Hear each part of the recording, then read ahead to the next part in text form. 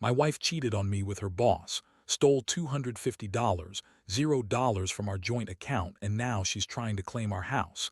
And I just found out she's been lying about her pregnancy the whole time. I never thought I'd be the guy sitting here, writing this out, but here I am. It all started with little things, little signs that I brushed off at first. My wife Lisa had always been a bit high maintenance, but lately she'd become even more so. She started leaving her phone around more often, hiding her texts, and I swear she was acting more distant. I figured maybe she was stressed at work or just tired, but deep down I knew something was off. One night I came home early from work because I wasn't feeling well. As I was walking through the door, I noticed her phone buzzing on the kitchen counter. It was a message from someone named Mike. And the message was just a simple, "Can't wait to see you tonight." That was strange because Lisa had told me she was working late. My stomach sank.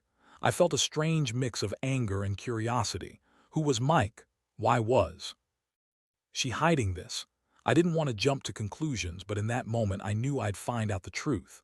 I decided to check her phone when she was in the shower. I know, trust is supposed to be there, but I'd been feeling like I was walking on eggshells for weeks. I unlocked it, and there were dozens of messages between her and Mike, full of flirtatious remarks, plans to meet up, and even explicit talk. I read through them, my hands trembling. I couldn't believe it. My wife, the woman I loved, was cheating on me with her boss. Her boss, for Christ's sake, that wasn't all. I also found out she'd been stealing money. It started small, 20 here, $50 there. But over the past few months, she had siphoned off a total of $250, $0 from our joint account. I was stunned. How could she do this? We had plans, saving for a house, a future. And she was lying, cheating, stealing. It felt like my entire world was crashing down around me. I couldn't just confront her without evidence. I needed to be sure. So I set up a few hidden cameras around the house, especially in the bedroom and her office. I wanted to catch her in the act if I could. I also started digging into her bank account activity, looking for any more signs of deception. Every new discovery made me angrier and more betrayed. It's like I was living with a stranger, someone I didn't even recognize. The worst part, she was so good at lying. She'd tell me she loved me, that everything was fine. She'd call me paranoid or crazy when I questioned her. But I knew better now. I wasn't imagining things. The signs were there, loud and clear. The money was gone, the messages were real, and her lies were thick enough to suffocate me. You'd think that would be enough to break everything apart, but I didn't want to just walk away without a fight. No, I decided I'd find out exactly how deep her betrayal went and what her plans were. I wanted to see her reaction when she realized I knew everything. That's when I started planning my next move. And that's where I am now, standing at the edge of this mess, trying to figure out what to do next. I never wanted to be that guy who gets cheated on, especially not by someone I trusted so much. But betrayal cuts deep, and now I'm left picking up the pieces of a life I thought I knew. After I uncovered everything, the messages, the missing money, the lies, I felt like I was hit by a truck. My mind was racing. I kept asking myself how Lisa could do this to me, how she could be so cold and manipulative. I mean, she had told me she was pregnant, that she was carrying our child, and I was over the moon. We'd even been trying for years, and now I found out she'd been lying about that too. The first thing I did was confront her. I waited until she came home from her work evening, which I now knew was just a cover for her secret meetings with Mike. When she walked through the door, I could see the smirk on her face. She thought she was so clever, so untouchable. I didn't waste time. I told her I knew everything about Mike, the money, and her lies about the pregnancy. Her reaction was a mix of shock and anger. She looked at me like I was crazy, then started flipping her shit. "You're overreacting," she snapped. "You're just jealous. Mike is just a friend. The money, it's a loan I took out for us for the house. You're just paranoid. You don't trust me." That was her go-to line. Every time I confronted her, she'd deny, deny, deny. She even had the nerve to accuse me of being controlling and insecure. But I wasn't buying it anymore. I told her I had proof, screenshots, bank statements, recordings from the hidden cameras. Her face turned pale for a second, then she started crying, trying to manipulate me with tears. "It's not what it looks like," she said. "I was stressed. I didn't mean for any of this to happen. Mike is just a fling, a mistake.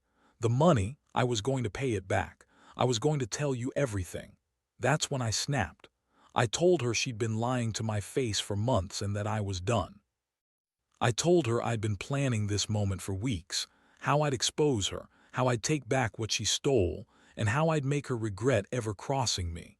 I felt so betrayed, so angry that I could barely contain myself. I decided to call her bluff. I told her I was going to get a lawyer, file for divorce, and take everything she's trying to claim, our house, the money, everything. She started yelling, calling me names, saying I was ruining her life, that she loved me, that she'd changed. But I knew better now. I knew she was a liar, a cheat, and a thief. There was no saving this. That night, I stayed up going through all the evidence I'd collected. I made sure I had everything documented, messages, bank statements, the recordings. I wanted to be prepared for whatever came next. I also reached out to a lawyer first thing the next morning. I needed to know my rights, how to protect what was mine, and how to deal with her attempt to claim the house. Honestly, I felt numb. Part of me wanted to break down, cry, scream. But I knew I had to keep my head clear. I had to be smart. I was furious, but I also felt a strange sense of clarity. This wasn't just about the money or the lying. It was about trust, respect, and the life I thought I had with Lisa. Now that life was shattered. As I sat there that night, staring at the evidence I'd gathered, I realized something. I had been blind. I had trusted her blindly for years. And now I was left to pick up the pieces of a life that was never really what I thought it was. I didn't know what the future held, but I knew one thing. This was only the beginning of a long, hard fight to get back what was mine and to rebuild myself from this betrayal. The days that followed were a blur of legal calls, sleepless nights, and a whirlwind of emotions I couldn't quite control. I felt like I was trapped in some bad dream I couldn't wake up from. Every time I thought about Lisa, I'd get this sick feeling in my stomach. Betrayal, anger, sadness all rolled into one. I kept replaying her lies, the way she looked at me like I was the crazy one, and how she'd been planning this whole thing behind my back for months. I went to see a lawyer first thing that morning after I found all the evidence. I needed to understand my rights and what I could do to protect myself. The lawyer, a guy named Mark, looked over everything I had and said I had a solid case. He explained how difficult it might be for Lisa to claim the house, especially since I could prove she'd been stealing money and lying about the pregnancy. The more he talked, the more I felt a strange sense of relief, like I'd finally taken control of a situation that was spiraling out of control. But the emotional toll was heavy. I was angry at Lisa, sure, but I was also deeply hurt. I had trusted her with everything, my heart, my future, my money, and she'd thrown it all away. I kept asking myself how I could have missed all the signs, how I could have been so blind to her lies. I thought about the times she'd snapped at me for questioning her, how she'd dismissed my concerns, and I realized I'd been trying to hold this fragile relationship together with duct tape. That evening, I decided I needed to confront her one last time. I didn't want her to think she could manipulate her way out of this. I told her I knew about the money, the affair, the pregnancy, everything. I told her I was done playing her game, that I was going to take back what's mine, and that she'd better be prepared for the consequences. She looked at me with this fake, innocent face, tears streaming down her cheeks, and said she loved me, that she'd do anything to fix this. But I wasn't buying it anymore. I told her that her lies had broken whatever trust we had left, and I was done. I said I was going to file for divorce, get a restraining order if I had to, and make sure she paid for everything she'd done. I told her she could try to claim the house, but I'd fight her every step of the way. I made it clear I wasn't going to let her get away with stealing from me and lying about the one thing I cared about, our family. That night, I started packing some of my things. I didn't want to leave everything to chance. I moved some of my valuables into a safe place, just in case she tried to do something crazy. I also reached out to a private investigator I'd heard about, someone who specialized in catching cheaters. I figured if Lisa was cheating with Mike, I'd better have proof beyond just her messages. I wanted everything documented, every lie exposed. As I sat alone in my apartment that night, I couldn't help but feel a strange mix of relief and dread. Relief because I finally had the evidence I needed, and I was taking control. Dread because I knew this was going to get uglier before it got better. I had loved Lisa once, but now I saw her for what she really was, a liar, a thief, and someone who'd betrayed me in the worst way possible. I knew I had to be strong for myself, and for whatever future I could salvage from this mess. But right now, all I felt was the weight of betrayal crushing down on me. The next morning, I woke up feeling like I'd been hit by a freight train.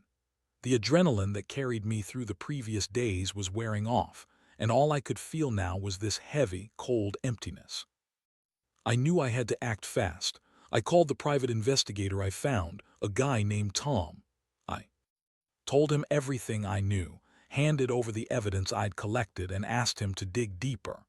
I needed proof, more than just the messages, bank statements, and my suspicions. I needed her to slip up, to show her true colors completely.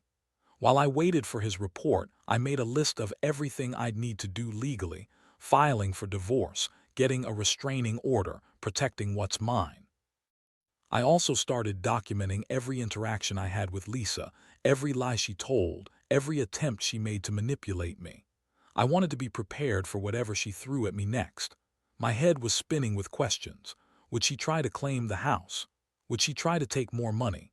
Was she planning to run or try to spin this into a poor me story? About an hour later, Tom called back. He had some damning evidence: photos of Lisa and Mike together, receipts of money transfers she'd made to an account under her name, and even a hidden camera clip of her and Mike in a hotel room. I felt a sick mix of anger and relief. At least now I had concrete proof. I immediately scheduled a meeting with my lawyer. I wanted to go over the evidence in detail and figure out the best way to handle her attempt to claim the house. Mark, my lawyer, was straightforward. He said that since Lisa had been stealing money and lying about the pregnancy, her claim to the house would be weak.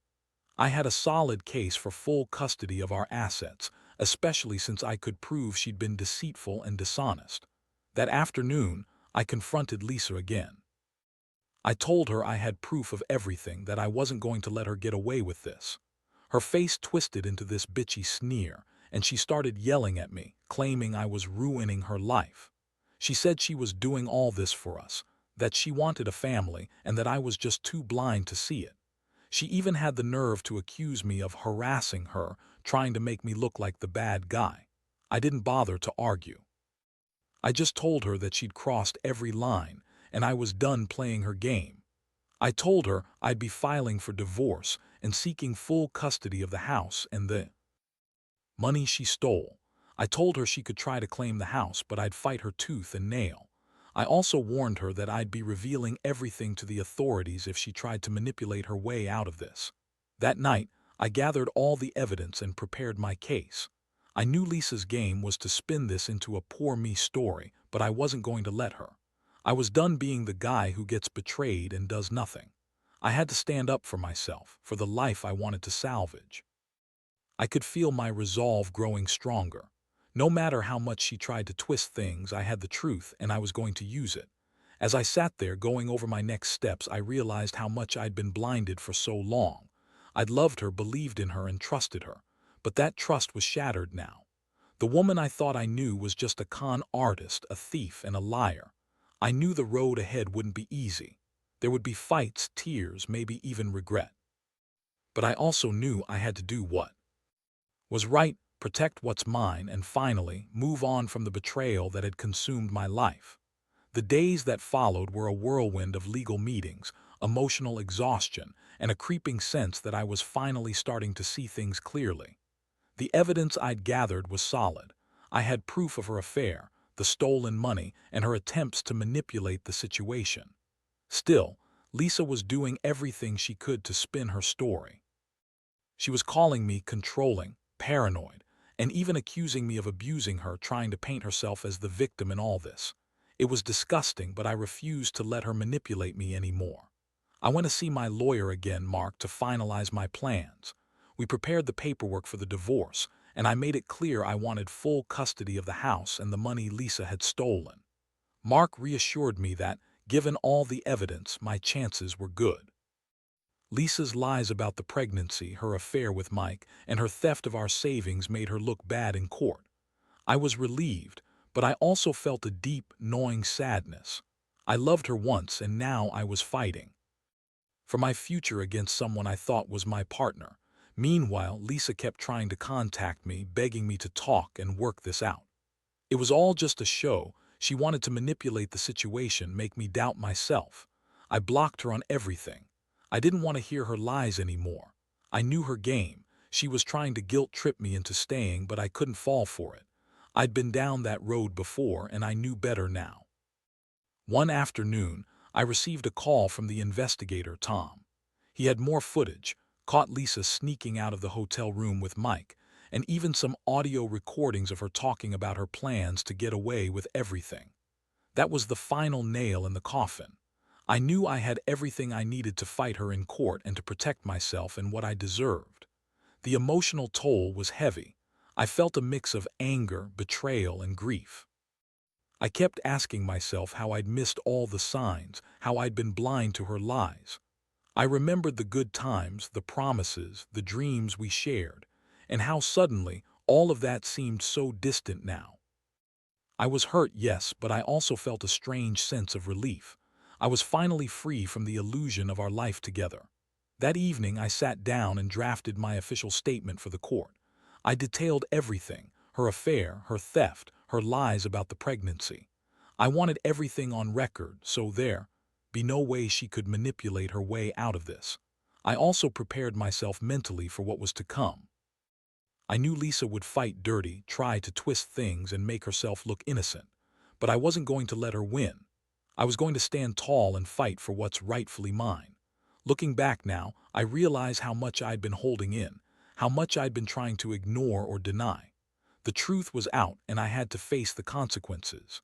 Even though I was hurting, I knew I had to stay strong for myself, for my future, and for the respect I deserved. This wasn't just about some house or money. It was about reclaiming my life from the chaos she'd created. And as much as I wished things were different, I knew I had no choice but to see this through to the end. The court date finally came and I was ready, more prepared than I'd ever been in my life. I sat there across from Lisa, who looked like she'd put on a brave face, but I could see the panic behind her eyes. She tried every trick in the book, crying, pleading, even outright lying. But I had the evidence to shut her down. The judge listened carefully as I laid out everything: the affair, the stolen money, her lies about the pregnancy, and her attempt to claim the house.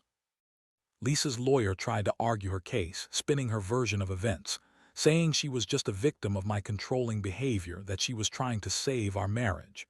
But the judge wasn't buying it. The evidence was overwhelming. The photos of her with Mike, the bank statements showing the $250, $0 transfer, the recordings of her planning her escape, all of it painted a clear picture of betrayal and deceit. When it was my turn to speak, I kept it simple. I told the court that I loved Lisa once, but her actions proved she was no longer the woman I thought I knew. I explained how she'd stolen from us, lied about the pregnancy, and betrayed our vows. I asked the judge to protect my rights and to award me full custody of our assets, including the house which I had worked so hard for. I could see her trying to interrupt, trying to manipulate the room, but the judge cut her off. In the end, the court ruled in my favor. They awarded me full custody of the house and the savings, and Lisa was ordered to pay back the stolen money. Her attempts to claim the house were, and she was given a stern warning about her future conduct. I felt a weight lift off my shoulders as I left the courtroom, knowing I'd fought for what was right and that I'd won.